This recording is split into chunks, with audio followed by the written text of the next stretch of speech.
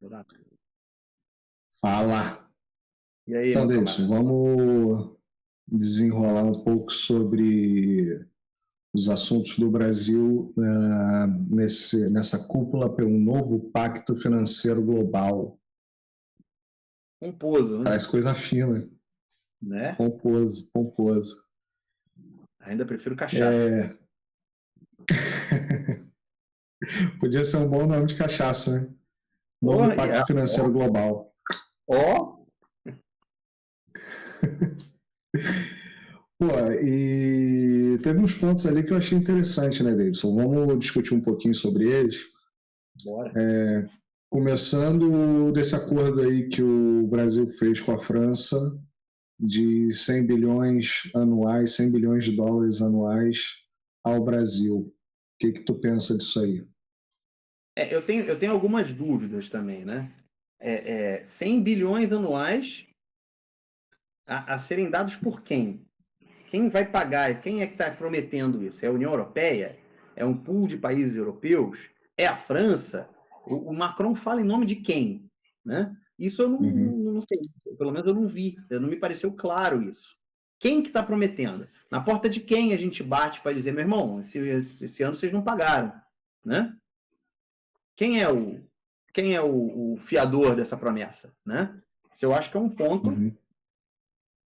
crítico para ser tratado. A outra coisa que eu gostaria de entender é, ok, Brasil vai se privar de lançar mão de uma série de recursos que a gente poderia lançar para catapultar o nosso desenvolvimento. A gente tem carvão mineral no Brasil. Não é muito, mas tem. A gente não vai queimar isso. Né? Vamos optar por fontes de energias mais caras, fontes de energias que muitas dessas nós vamos ter que importar tecnologia para poder usar, né? Tem Uhum. isso, né? Nós vamos E ter que importar principalmente que não estão prontas, né? Não é para começar a usar tecnologias hoje. que Ainda vai ter que não ser estão construído. prontas, tecnologias a serem implementadas, em vez de usar recursos como tantos que a gente tem internos que são agressivos ao meio ambiente. Ok, não tem problema, vamos fazer. Mas se a gente fizer tudo que tem que fazer e no fim do ano a Europa resolver não pagar, como fazer para punir a Europa por esse calote? Uhum. Quais são as nossas garantias? Né? Quais são as garantias que o Brasil tem de entrar nesse acordo e ver esse acordo respeitado quando for a vez deles honrarem o acordo? Porque o Uhum. que mais acontece é o seguinte: a gente faz tudo bonitinho, chega na hora do vamos ver, o cara, não, mas vocês queimaram 2.000 hectares de floresta a mais do que o combinado. Peraí, não, mas não foi isso, olha aqui, papapá. Não, vocês queimaram e acabou. Joga na mídia deles lá que nós queimamos, Uhum. Na dizem que nossa, a gente inclusive, também, né? diz que o bandido é a gente, e olha, se o Brasil não cumpriu a parte dele, a Europa não precisa cumprir a sua. E a gente passou um ano inteiro alejando a nossa economia na expectativa de receber essa compensação, porque não é favor, Não. é uma compensação. A Europa está querendo promover um desenvolvimento global que proteja o meio ambiente. Ótimo, lindo, concordo, tem que fazer sim, ótimo, parabéns, muito bom. Mas não é favor, não é caridade, não. Não é caridade, não, porque ninguém, na Revolução Industrial, 200 anos atrás, ninguém foi lá na Europa, na Inglaterra, dizer que a Inglaterra não podia queimar carvão mineral porque ia destruir a camada de ozônio, né? Porque ia criar É, efeito estufa. o ponto, a gente até estava conversando bastante sobre isso essa semana, né? Durante a conversa eu levantei esse ponto que é exatamente isso, né? Que a gente estava conversando, pô, mas eles vão dar 100 bilhões, mas o Brasil não tem que dar nada. Eles só vão dar para preservação, não. Não é que o Brasil não tem que dar nada. Isso acho que tem que ficar muito claro para quem vê. Não é que o Brasil não está dando nada. Não está dando nada palpável, mas quando a gente super preserva, e obviamente ninguém aqui está dizendo que não tem que preservar ou que tem que sair destruindo irresponsavelmente, mas o Brasil, por incrível que pareça, é um país responsável na sua preservação. E isso foi colocado agora no final de maio por um ministro, depois eu vou ver aqui o nome dele, na reunião com o ministro de Relações Exteriores do Brasil, que o Brasil ele tem uma responsabilidade ecológica muito grande e cumpre com as responsabilidades ecológicas que ele tem. Que é importante a gente entender isso, porque o Brasil não é esse desmatador, esse destruidor, essa praga, muito pelo contrário, o Brasil se mantém um país extremamente preservador da natureza. Sim, sim. E quando a gente faz isso, isso custa dinheiro. Eu lembro de uma história, já muitos anos atrás, né, Davidson? Eu não sei se você vai lembrar disso, uma estrada que estavam construindo lá no Nordeste, se eu não me engano, ou ali no Espírito Santo, uma coisa assim, que a estrada ela era passagem de uma certa espécie de calango, uma coisa assim, você lembra disso? E aí tinha que ter os tuneizinhos para os calangos não serem atropelados, enfim, aquele negócio todo. Isso custa dinheiro. Brasil, cara, tá coalhado, você anda pelo Brasil, nas estradas brasileiras, quando passa em área de preservação ambiental, tem ponte, Marcelo, ponte ponte larga. Cara, com viaduto é caro, irmão. Fazer um viaduto é caro pra cacete. Pois é, exatamente. Tem uma porra de um cabo de aço que passa por cima da estrada, que é para os macacos, os bichos conseguem trepar, passar por cima da estrada e não passar no meio dos carros. De tantos Exatamente. É um custo absurdo, velho. É um custo absurdo. Americano tem até piada, né? Desenho animado fazia piada disso direto. Dos redneck lá que ficava comendo gambá atropelado na estrada. Não é? Fazer essa piada direto. Porque, cara, e atropelar viado, eles atropelam e é isso aí, cara. No máximo bota uma placa, cuidado, viado. Viado, cara, 200 anos atropelando animal silvestre. Ninguém foi lá e negou acordo de comércio com os Estados Unidos porque eles atropelam um animal silvestre, cara. Exatamente. Né? Aonde a gente chega... Desculpa, você estava falando, desculpa. Não, tudo bem. O ponto é exatamente esse mesmo. Acho que o teu complemento foi perfeito. A questão é que nos vendem como os grandes destruidores, os grandes predadores da natureza, que não é verdade. Né? E que o Brasil tem que entender e tem que tomar a postura de dizer não. Tá, a gente desmatou um pouquinho, é um pouquinho, sabe? A matriz elétrica brasileira se não há, é das mais limpas do planeta, entendeu? E aí você tem... Se você levantar economias do tamanho da economia brasileira, de repente você vai na Nova Zelândia lá e eles são super verdes, mas pô, a Nova Zelândia é um paísinho pequenininho, entendeu? Agora, você pega um país com o pátio industrial que o Brasil tem, com a demanda energética que o Brasil tem, e ter a matriz limpa que a gente tem, isso é um feito, cara. Isso é um feito que tem que se orgulhar. Sim, exatamente. E acho que o ponto maior é esse, sabe? A gente já está muito à frente de todo mundo. Mas completamente à frente de todo mundo. Recentemente, com a crise na Rússia, a Alemanha está queimando carvão. A Alemanha está queimando carvão. E a gente tem uma matriz limpa, né? Relativamente limpa. Se não me engano, 60% ou 50 e poucos por cento da matriz é 100% renovável. A Alemanha desmatou uma área gigante lá no território alemão recentemente para poder cavar carvão, cara. Então, pra você ver. Veja só, não é só a floresta que tombou, é o carvão que vai ser queimado. Não é só o carvão que vai ser queimado, é a floresta que tombou. E aí? Exatamente. Vamos embargar a Alemanha?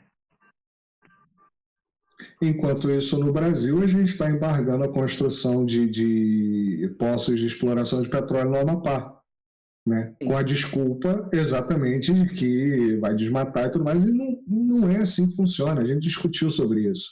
Aliás, é um excelente exemplo o teu de Urucum, né? Eu nunca fui a Urucum, a gente já trabalhou junto, mas eu nunca fui a Urucum, mas você teve em Urucum e você viu como era a limpeza de uma indústria de extração de gás, né? Lá em Urucu, a base é uma base gigantesca. Tem um aeroporto próprio. É óbvio que foi desmatada uma área para poder construir a base. Mas assim, cara, na boa, você vem voando de avião, você olha para a mata e você não vê a base, cara. Você não vê a base. A base está escondida na mata. Tá entendendo? O avião desce, quando o avião desce, você vê a clareirinha. Tá entendendo? Uhum, É mais ou menos como uma tribo de índio, assim, sabe? A tribo uhum. dos índios faz um buraco na floresta para poder fazer Mas se você vier voando de cima, você não vê, não, cara. Porque, claro, teve um desmatamento, teve um impacto ali. Mas pensa só, é Mas é aquilo que eu estava mínimo. falando. Cara, ali, aquela região onde está sendo produzido gás, tá entendendo? Tá, a mata tá praticamente intocada. Agora, bota gado ali. Esse é que é o ponto.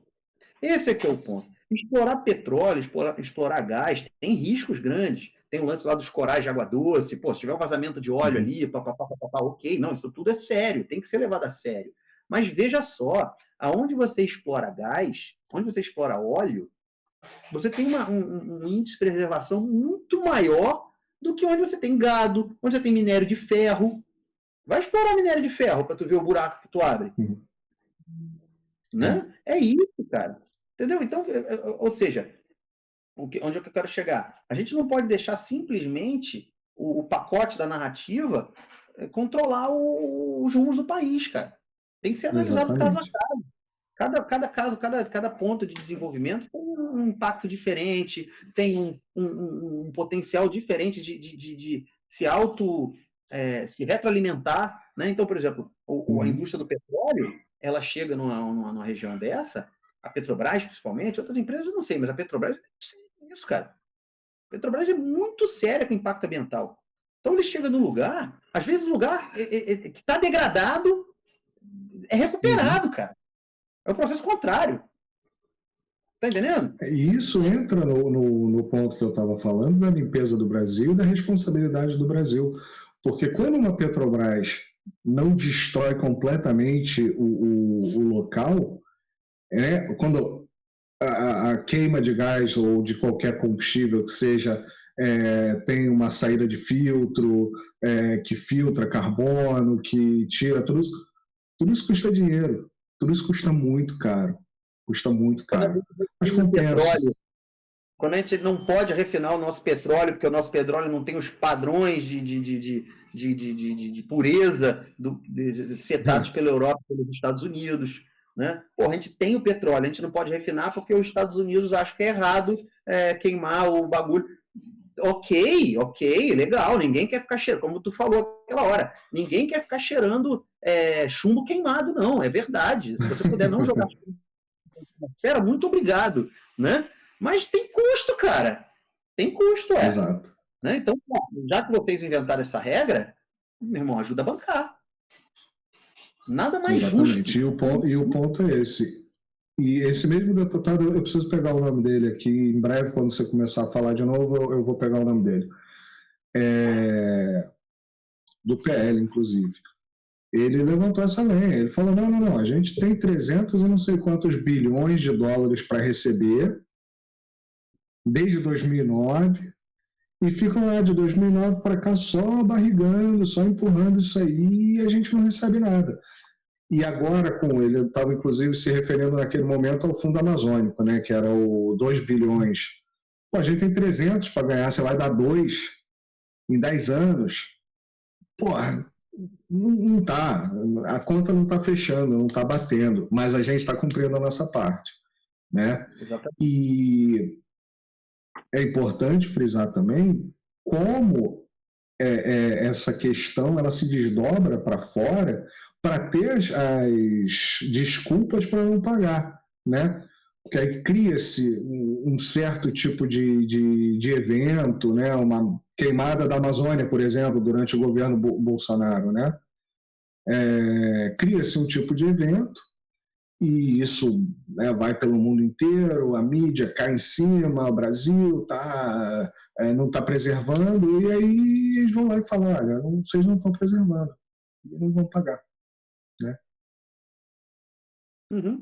E Narrativa. o ponto sobre esses 100 bilhões, eu acho que é esse. Eu acho legal, a gente ganhou uma certa alavanca, né? Mas, assim, isso são promessas vazias, porque esse dinheiro a gente não vai ver. A verdade é essa. Esse dinheiro a gente não vai ver. No bolso, a gente não vai ver. Até porque se você for pegar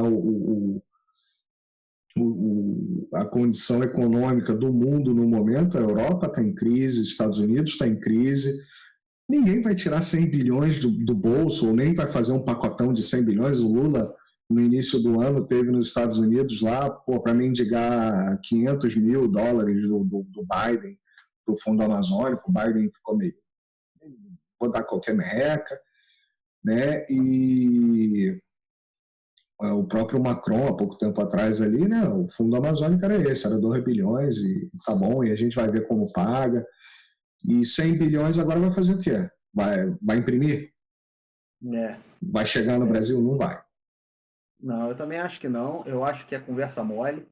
Eu acho que é só para ficar bem na fita. Agora, a dinâmica mudou, né? Só que a dinâmica mudou. Agora eles foram lá, 100 bilhões, isso e aquilo outro, só que de repente vai o Brasil e fala o quê? Peraí, mas 100 bilhões, legal, maneiro aí da parte de vocês, mas por que as regras para fazer um acordo com o Canadá é um bunda lelê e as nossas, se a gente fizer um churrasco de fim de semana, está poluindo o meio ambiente? Pois é. O segundo ponto, eu acho que é importantíssimo de falar, é exatamente esse, que é o acordo comercial entre o Mercosul e a União Europeia, né? E isso foi uma grande vitória do governo, né? Que o governo chegou lá e falou: esse acordo é absurdo, isso aqui não existe. Né? As regras que vocês estão impondo ao Mercosul são completamente diferentes das regras que vocês impõem ao Canadá, por exemplo, né? Como um exemplo. E a gente não faz sentido a gente ter essas regras, né? Sendo exatamente quem somos, né?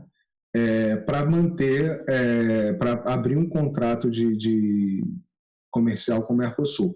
Então, achei muito, muito importante a posição que o Brasil tomou nesse caso, de dizer isso aqui é inaceitável. E a realidade é que o Pires está mudando de mão, né, cara? A realidade é essa, né? Quem é a Europa, né? Quem é a Europa na fila do pão para dizer o Brasil o que o Brasil deve não fazer no momento, né? Exatamente. Estão na merda, cara. Tá entendendo? Então, porra, olha o Macron correndo que nem um maluco, que nem o ursinho, o urso do pica-pau lá, pro lado pro outro. Depois bota aí o vídeo do urso do pica-pau, quem quiser, coloca o urso desorientado do pica-pau. O ursão do pica-pau. Tá entendendo? Tá lá correndo que nem um maluco, pede pra um, pede pra outro pra participar da reunião do BRICS, cara. Neguinho tá vendo o barco tá furado, cara. Neguinho tá vendo o barco furado. Né? E cara, né? E agora chega Brasil e fala assim, pô, cara, teu acordo aí, sabe teu acordo? Não tô achando ele nem tão legal assim mais. Vocês estão cagando nem a me importa tanto. Vocês estão... tem que fazer... não, nem queria tanto. Entendeu? Por quê? Porque tem 1 milhão de acordos aí para fazer com Índia, com Rússia, com China, com África do Sul, com Arábia Saudita, com Irã. Tem 1 milhão de acordos para fazer aí, cara. O mundo está se desvencilhando, o mundo está se... Né, os tentáculos estão cedendo, cara. E a galera tá olhando assim, cara, tá sabendo uma parada? Eu nem gostava assim deles, cara. Eu nem gostava tanto deles, velho. Eles nem eram bacana com a gente. Vamos desenrolar aqui entre nós. Brother, é isso, cara. É mais ou menos isso mesmo. Tipo assim, porra, mas vamos lá. Será que o mundo precisa tanto assim deles de verdade? Será que precisa? A verdade é que não. Né? A verdade é que não, cara. A verdade é que não. A galera tá se dando Isso é um assunto para um vídeo separado, porque é bem complexo. Mas a verdade é que hoje não. Hoje não precisa mais. A coisa pode mudar, né? A coisa sempre pode mudar. Mas, assim, para trazer de volta ao assunto. O Pires está mudando de mão. O Brasil não está com o Pires na mão mais pedindo esmola. Não está. A postura, a posição brasileira, eu acho que nesse meio de campo, que o brasileiro dentro do BRICS, de repente a África do Sul também, mas a África do Sul é um país menos expressivo, né? Ele é importante geopoliticamente, né? Ele tem uma posição geográfica muito, muito importante, mas em termos de economia ele não é tão pesado assim. Mas o Brasil hoje, dentro do BRICS, é o país que fala com todo mundo, né?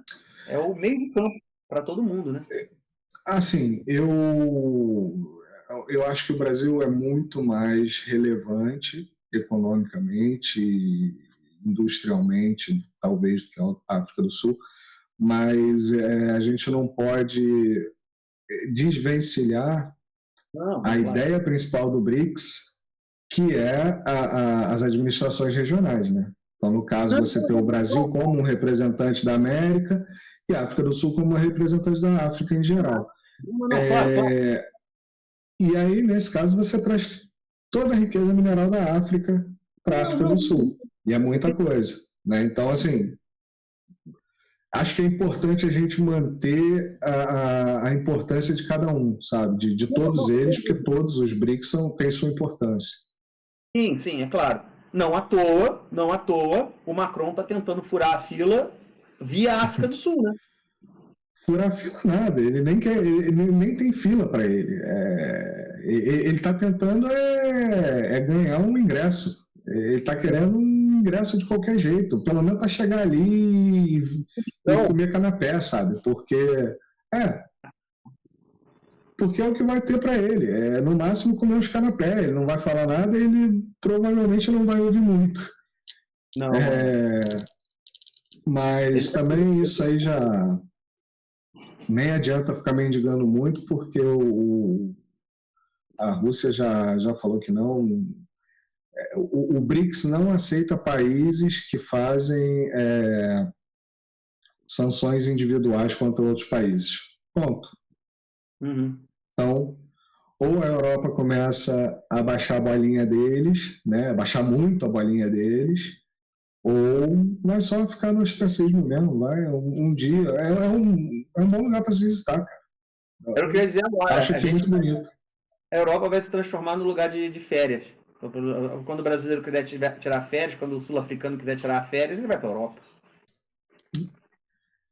Nem sei, mas tudo bem, é uma opção. Uhum.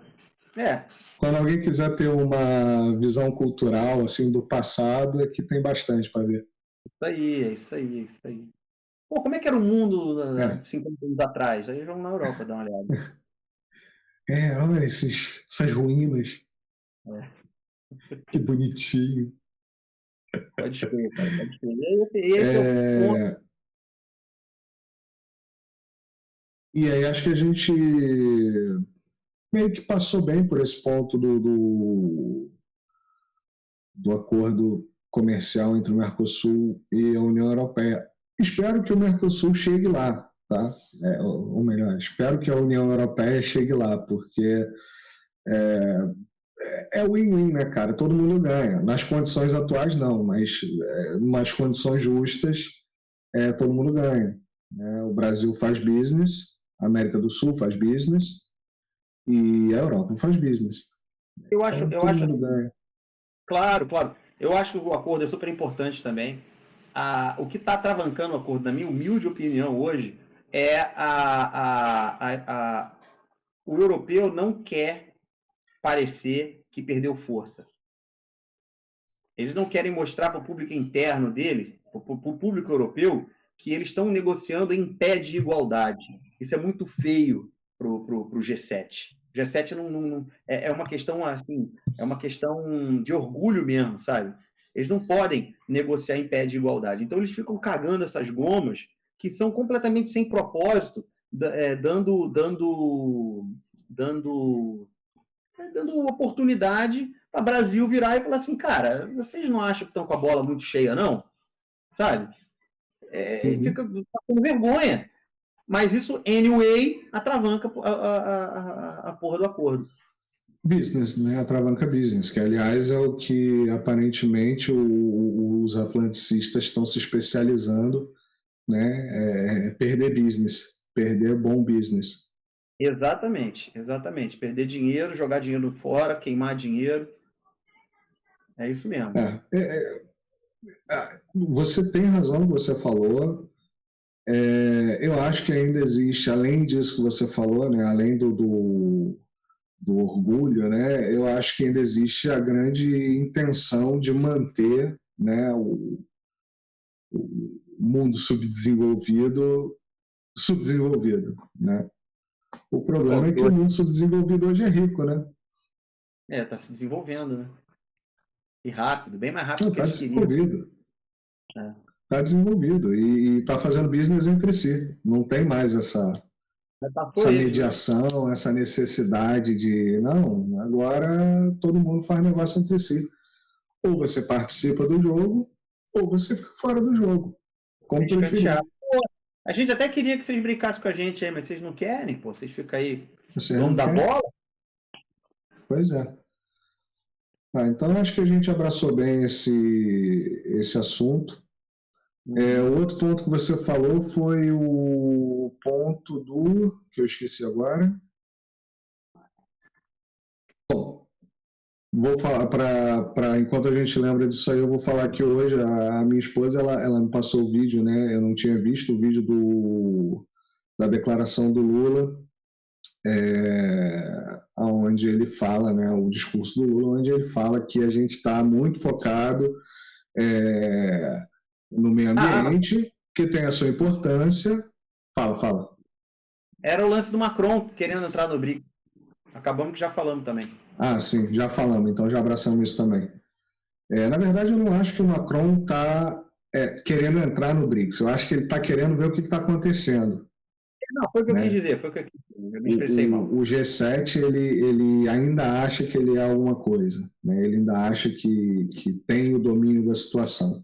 Eu só acho que eles estão querendo ver o que está acontecendo ali, e principalmente o Macron está, não só o Macron, como os líderes europeus, eles estão procurando uma via secundária para conversar com Putin, né? Sobre a situação. Então eles estão querendo um encontro onde eles vão estar ali frente a frente e não tem como, você vai pegar pela mão e vai, não, tem que encontrar, não sei o quê. Porque no momento a Rússia não quer muita conversa, né? O diálogo está completamente fechado.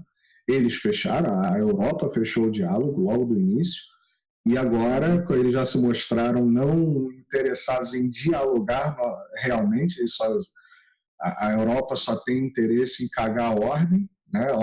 Faz isso, senão eu vou fazer aquilo. Vai fazer como? Para de perder meu tempo, sabe? E aí o diálogo está fechado. O Putin está num momento, e as pessoas não estão tendo dificuldade para entender isso, ele está no momento de marcar um ponto. Ele quer marcar, ele quer deixar bem claro que ele não tem o menor interesse. O que a Europa faz ou deixa de fazer não faz a menor diferença para ele. É isso que ele quer mostrar, né? Na verdade, não só ele, né, cara? Sim. Todos os grandes líderes atualmente estão fazendo isso. Inclusive o Lula, né, o Brasil, na persona do Lula, nesse encontro da França. Vocês querem fazer business? Estamos aqui, cara. Vocês não querem? Não estamos aqui. Não tem problema. Eu faço minha mala e vou embora. Exatamente. E isso vem sendo a mensagem dada pelos líderes do Sul, né? Global, como costumam dizer. Eu não sei como me referir, né? Uma vez chamava de terceiro mundo, depois países em desenvolvimento, agora Sul global, enfim. A galera do BRICS está falando, olha só, a gente tem mais o que fazer. Vocês querem brincar? Pô, cai dentro. Bora. Mas a bola agora é massa. E aí, como eu estava falando, teve o discurso do Lula, onde ele falou que todo mundo está falando muito sobre meio ambiente e tudo mais, e pouca gente falando sobre desigualdade, né? Igualdade. Que é um assunto muito mais importante. Ele ainda coloca, eu vou tentar citar ele, talvez eu cite errado, ele ainda coloca que ótimo, a gente vai ter um mundo limpo e bonito e cheiroso, com crianças passando fome, né? Depois ele faz uma coisa típica de Lula que eu particularmente não gosto, eu já te falei 10 mil vezes, que é ele fala, hoje tem 900 milhões de pessoas, porra, que vão dormir passando fome. Cara, Lula, porra, 900 bilhões é um a cada 8 seres humanos, cara. Tirando números das nádegas, né? Pois é, cara, cagando o número assim, pá, sim, beleza, a gente tem que criar um impacto? Tem, sabe, mas é aquilo que você fala, que eu acho sempre fantástico quando você fala isso. Quando o cara está falando para o público interno, ele está cometendo um erro, né? Ele está mostrando uma fraqueza. O Lula não precisava, naquele momento, falar para o público interno brasileiro. Né? E para os líderes mundiais, eles têm estatísticas. Eles têm números. Sabe, vagabundo sabe. Entendeu? E então você não precisa fazer isso. Isso é um vício, é um vício que o Brasil tem que se libertar. O Brasil tem que entender Exato. que a gente não é mais, não somos mais um país eco, exportador de café, exportador de borracha. Não somos mais, cara, não somos mais. O Brasil é um líder regional, o Brasil é uma potência industrial, o Brasil é uma potência agrícola, o Brasil é chave para o futuro do mundo. O Brasil é chave, é central para o futuro do mundo. É isso que a gente tem que entender, cara. O cara é viciado em fazer essa política, em fazer política desse jeito. É viciado, é assim que ele sabe. É política sindicalista, né, cara? Que eu sempre reclamo que a coisa que eu mais não gosto no Lula é que ele se mantém fazendo política sindicalista. Ele seria um excelente sindicalista, o melhor do Brasil. Falando para como nicho, presidente, cara. Às vezes ele falha em umas coisas. Ele não precisava ter ido ali. Estava tudo muito perfeito. Essa foi a cagada, dentre muitas outras, mas essa foi uma das cagadas do governo Bolsonaro. Falando para nicho. Falando para. Cara, o cara é presidente da República. Sabe? Ele é presidente da República. Ele personifica o Brasil. Ele não pode falar para o Brasil da República. Ele não pode falar para o Brasil do agro. Ele não pode falar para o Brasil da indústria. Ele fala do Brasil. Agora você é o Brasil, Chifrudo. Então seja o Brasil, cara. Entenda o Brasil e seja o Brasil. Né? E aí é onde esses caras vacilam. É o que eu falo sempre mesmo. Eu falo para você. Quando você vê um político lá fora, numa reunião da ONU, num evento internacional, falar para o público interno, a leitura que se faz disso é: esse cara vai mal em casa. Porra, não é o fórum para debater, lavar roupa suja, não é. Não é. Ou para fazer propaganda, né? Para fazer propaganda. Não é, cara. Não é. Vai ser Brasil, desgraçado. Precisamos que você seja Brasil. Então ele mandou muito bem, fato, mandou muito bem, mas soltou um peidinho no final. Né? Porra, arrebentou. Saiu até meio pesado. Né? Deu uma borrada na cueca no final. Porra, cara. Pra que isso, velho? Muda. Não precisava. Não. Adiante. A gente vai precisar, Marcelo, no Brasil, de uma geração nova mesmo. A gente vai precisar de crianças que cresçam dentro dessa nova realidade de Brasil, dentro dessa nova realidade do mundo. Né? Vai precisar disso. Pessoas que tenham uma internet na mão, que tenham saibam usar, que saibam conversar, que saibam buscar informação, que saibam criticar a informação. A gente vai precisar dessa gente. Por quê? Porque o Lula é rançoso, cara. O Lula tem 80 anos, ele é rançoso. Bolsonaro é rançoso, o cara é rançoso, o ranço está na cara dele. Se você passar o dedo, tá uma camada de ranço, cara. Tá entendendo? Os caras são rançosos. Eles têm um monte de vício, têm um monte de visão de mundo primitiva, é o cara do PCO que tu falou, uma visão de mundo primitiva, cara, que precisa ser mudada. Cara, eu até não queria botar ele, porque eu realmente gostei bastante da. Assim, só para não parecer que foi uma coisa contra essa pessoa do PCO, não é isso. Eu achei a conversa que ele teve, foi até no Monarch Talks que ele foi. A conversa que ele teve foi muito boa, sabe? A percepção dele era muito boa. Mas quando vem nas soluções, a cabeça não sabe solucionar novos desafios. Não é que não saiba, não é que ele seja burro, não é que ele seja tacanho, não. É simplesmente que precisa de uma força ali para modificar a forma de entender as soluções, né? Porque antigamente você tinha soluções, hoje você tem novos desafios com novas soluções. O professor universitário que deu um esculacho na deputada lá na CPI, professor da U. Cara, procura na internet isso, o vídeo é sensacional. O cara, a mulher falou umas paradas e ela tá obviamente defendendo uma narrativa, etc e tal. Ele vira para ela e falou assim, cara, olha só, eu não tenho como discutir visão de mundo contigo. O pessoal usou isso como se fosse o maior esculacho e tal, mas ele estava sendo extremamente técnico. E eu não tenho como discutir visão de mundo contigo, né? Porque isso é uma questão cognitiva, uma questão é o teu recorte da realidade. Né? Você olha o mundo dentro da sua capacidade cognitiva, dentro da sua cognição, você recorta a sua realidade e vê o que você quer ver. Eu não estou aqui para discutir visão de mundo. A tua visão de mundo é a tua visão de mundo. Você vai ver desse jeito, eu não tenho como mudar isso. Né? E isso é o caso. É esse o caso. A visão de mundo do Lula é particular do Lula. Né? Então, para que as pessoas, a visão de Lula do cara do PCO, a visão de Lula, a visão de mundo do cara, a visão de Lula, de mundo do Bolsonaro, vai ter que ter gente nova que cresceu dentro de uma nova realidade para ter uma visão de mundo diferente e essas pessoas fazendo um recorte diferente da realidade, cara. Então, aí é que eu acho que é o seguinte, Davis, se a gente está fazendo isso aqui, acho que o motivo é esse, entendeu? Porque eu falei antes sobre a conversa lá do Farinazo com um outro militar, um militar um pouco mais de direita, sabe?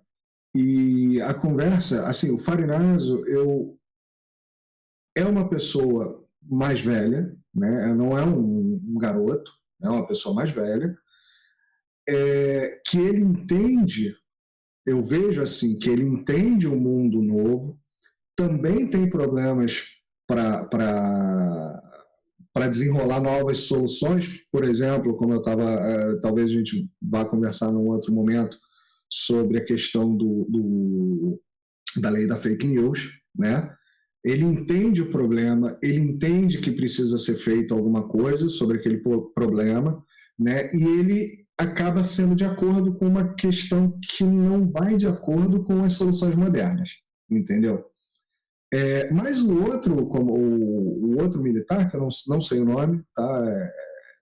Não lembro de ter visto o nome dele no vídeo. O cara falava ainda, não, porque essa esquerda socialista, marxista, caralho, chega, cara, vamos parar de falar de comunismo e capitalismo, isso é conversa de criança, vamos conversar que nem adulto, cara, sabe? Pô, tu não é um moleque, sabe? Eu entendo que você tem a tua visão, né, consolidada, comunismo, o capitalismo, vamos começar a conversar como gente grande, sabe? Vamos limpar um pouquinho da ideologia. Eu acho que o importante é isso. A gente está falando muita bosta num vídeo que não tem nada a ver sobre isso. A gente vai voltar sobre esse assunto. Só para finalizar, então, vamos falar do... Cara, desculpa, tem que dar um corte, senão a gente vai embora, cara. Não.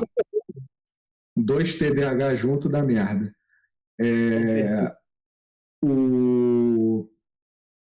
O último ponto dessa visita do Lula a Paris foi o jantar do MBS, né, o Mohammed bin Salman, que é o príncipe da Arábia Saudita. E que o Lula... que vagabundo Saltou. diz que... diz que é o mesmo caso do cara que diz que os diamantes lá do Bolsonaro, aquela treta, tá em tudo envolto nisso aí, né? O que eu li na mídia brasileira, eu realmente não estava muito acompanhando essa questão dos diamantes, tá? Você sabe que eu não acompanho muito a mídia brasileira e as notícias no Brasil. E aí, realmente, depois o meu entendimento foi esse, né? Que o Mohammed bin Salman estava por trás dessa propina, né? Pela compra das refinarias de biocombustível, né?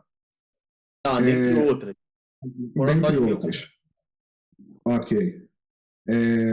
A gente sabe que a compra foi feita para grupos sauditas, né? Realmente eu não sei se o príncipe está envolvido nisso, mas provavelmente foi na minha visão, foi um recado do Lula, né? Ou da diplomacia brasileira, falou, olha, não gostamos. Isso tem que ser esclarecido antes que as relações sejam... Antes da gente sentar para jantar aqui como amiguinho, vamos ter que ter uma puxada de orelha aí. O que tu acha? O que tu pensa sobre isso? Não, eu entendi dessa maneira também. Eu entendi que existe o recado a ser dado aí é esse. Existe uma rusga, né? Existe uma mancha, uma trinca na relação Arábia Saudita e Brasil, e essa trinca precisa ser esclarecida. Então, muito provavelmente, o que eu acho é o seguinte, aqui chutando pra cacete, tá? Vou me permitir chutar pra cacete aqui. Eu acho que, na minha opinião, boa parte do problema que a gente teve com os preços dos combustíveis e com o dólar envolveu a venda dessas refinarias. Como eu disse até no outro vídeo, o Brasil deixou de refinar combustível internamente para comprar o combustível refinado. E isso foi um movimento que aconteceu muito pesadamente logo depois da venda das refinarias. Eu tive lá no Rio Grande do Norte, e a refinaria de biodiesel que é lá no Rio Grande do Norte, né, ela está praticamente parada, sem nenhum motivo, porque a mamona continua nascendo. Né? Você plantar mamona, ela brota, não tem preço do petróleo na mamona. Né? Então, eu entendi isso como uma jogada da OPEP, de forma geral, do árabe, dos Estados Unidos, para vender combustível. Eles tinham um déficit, eu li isso em algum lugar, tinha um déficit na produção de combustível nos Estados Unidos, que o Brasil fez o favor de cobrir esse déficit. A planta de produção de combustível nos Estados Unidos estava deficitária, não, estava ociosa. E esse excedente que o Brasil passou a comprar cobriu a sua ociosidade. Tá entendendo? Então a gente fez um puta de um favor para os Estados Unidos, comprando combustível deles. Só que isso basicamente dolarizou a nossa economia, cara. Porque tudo gira no lombo do caminhão. Porra, se a gente está comprando diesel estrangeiro, brother, é tudo dólar. Aí você vai lá e pensa, eu estou comprando combustível muito mais caro do que eu estaria comprando o equivalente em óleo para refinar. Né? Logo, é dólar indo embora. Né? Eu estou mandando dólar para fora para poder comprar o meu combustível. Brother, toda vez que você liga o seu carro no Brasil hoje, você está queimando a economia brasileira. Basicamente é isso. Ligou como já foi 0,00001% do PIB brasileiro pro caralho. Porra, mas não é? Então, bicho, quando você dolariza a economia desse jeito, quando você passa a jogar dólar para fora para comprar o combustível, o dólar dispara, vai disparar, é muito dólar, cara. Cadê o contraponto? Né? A gente aumentou o nosso envio de dólar para fora, e cadê o contraponto para trazer o dólar para dentro? O americano comprou o nosso açúcar? Não, né? Nós estamos comprando etanol dos Estados Unidos, cara. Com a promessa de que o americano ia comprar o nosso açúcar. Cadê o nosso açúcar? Cadê a nossa cadeira na OCDE, cara? Cadê a nossa produção de etanol? Porque, pelo amor de Deus, o nosso etanol é de cana-de-açúcar, o do alemão é do americano é de milho, pô. Milho, cara. Porra, os produtores de milho dos Estados Unidos estão felizes pra caralho, cara. Estão super felizes. Então, cara, existe essa trinca, e eu acho que o que o governo brasileiro quer nesse momento é dizer para o árabe assim: olha só, cara, as refinarias estão com vocês, elas são de vocês. Agora, botem elas para trabalhar. Na verdade, o governo meio que, pelo que eu tinha lido, o governo estava renacionalizando elas, né? Estava cancelando a compra. É isso aí. Ele não fez nada ainda. Ventilaram a ideia. Depois ele vai lá e cancela o jantar com o árabe. Tu tá entendendo? Meu irmão, a corda tá no pescoço de vocês. E aí? Bota essa bosta para funcionar que eu não tomo. Uhum.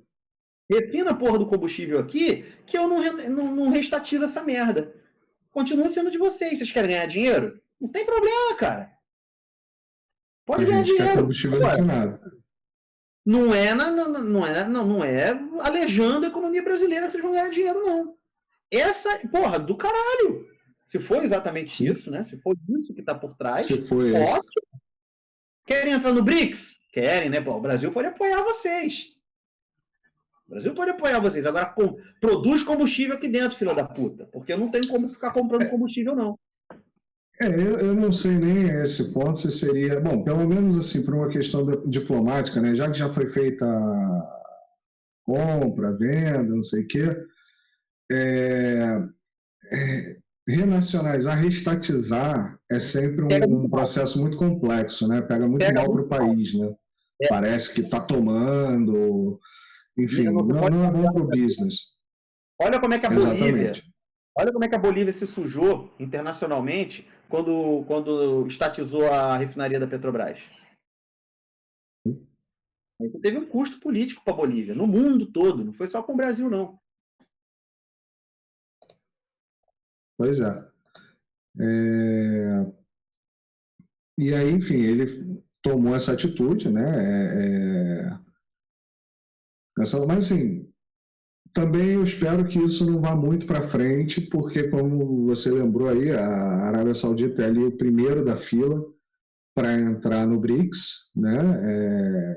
Não acredito que o Brasil vai chegar ali e vai ter tanto capital político assim dentro do BRICS para chegar e falar nananina não, né? Vai ser uma galera vai chegar e vai falar vai sim, tá? Vai rolar sim.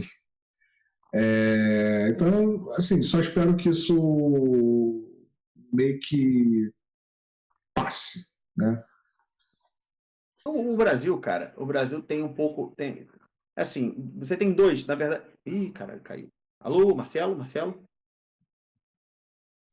Oi. Voltou. O Brasil Que minha bateria está indo embora. Tem dois países aí que são os primeiros da fila para entrar. O outro é o Irã, né? Irã e Arábia Saudita não são muito amiguinhos, cara. Estão aí se entendendo, bababá. Hoje estão bem, né, cara? Graças à China, graças ao BRICS, né? Mas, sim, vocês querem entrar pro BRICS? Então vocês têm que se entender. Agora, só para fechar essa aqui, que é um detalhe que eu descobri recentemente, que a Arábia Saudita é quem é porque ela é o maior produtor de petróleo do planeta, né? E o maior produtor de petróleo dentro da OPEP, né? Uhum.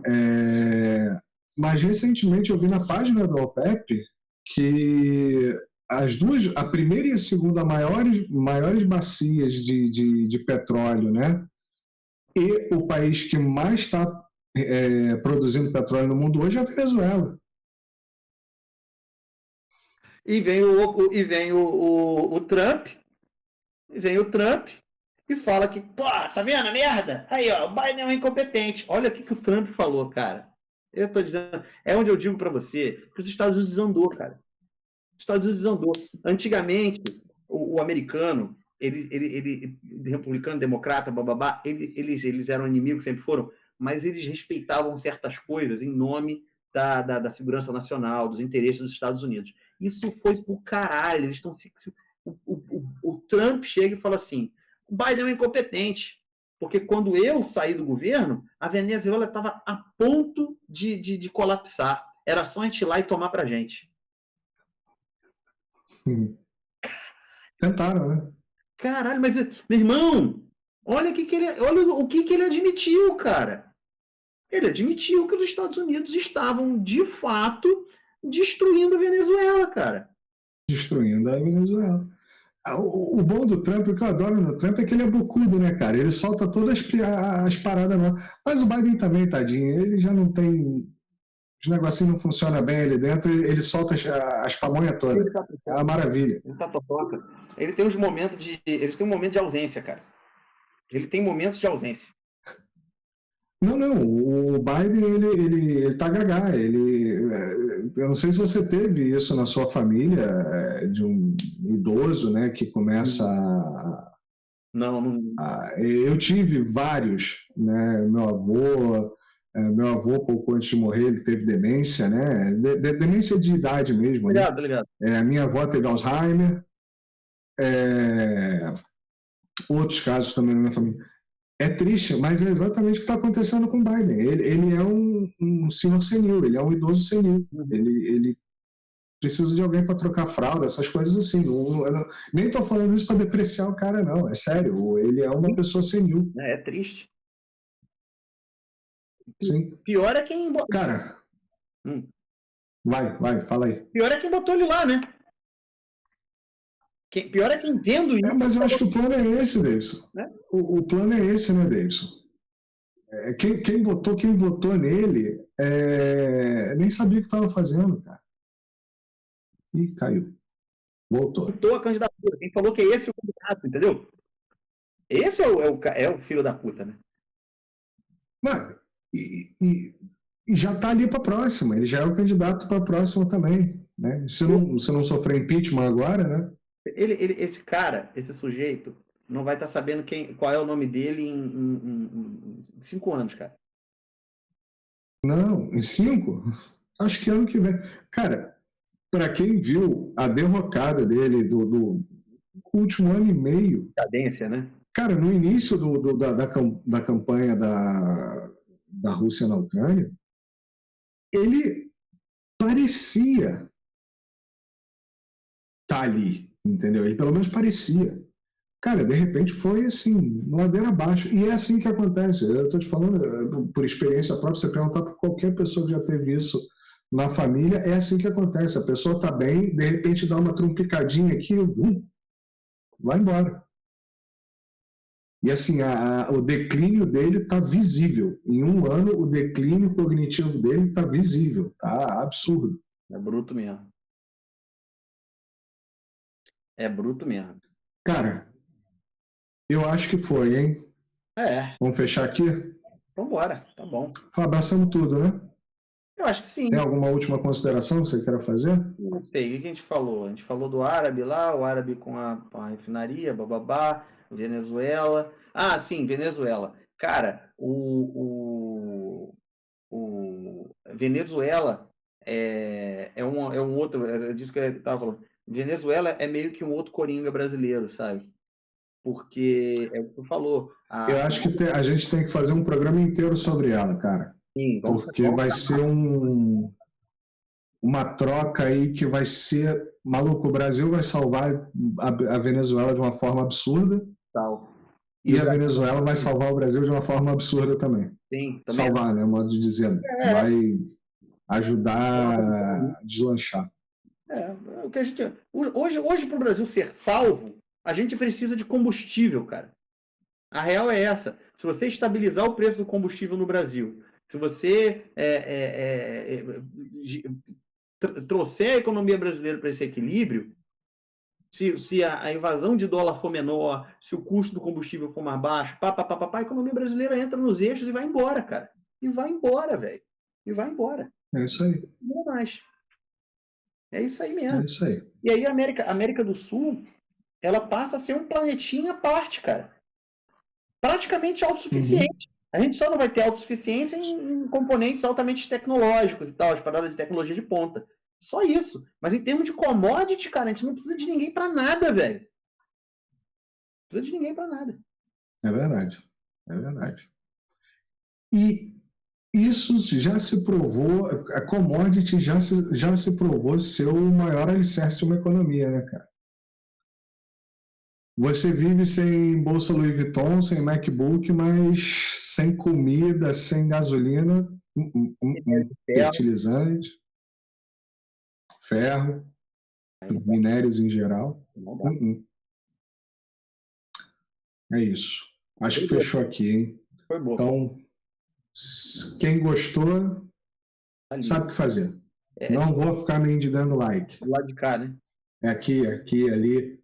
Sei lá, treco aí. Em cima, embaixo. Vai ter o link para o Pix aqui em algum momento. Eventualmente. Eventualmente, que não tem, então, por enquanto, divirtam-se de graça. É isso aí.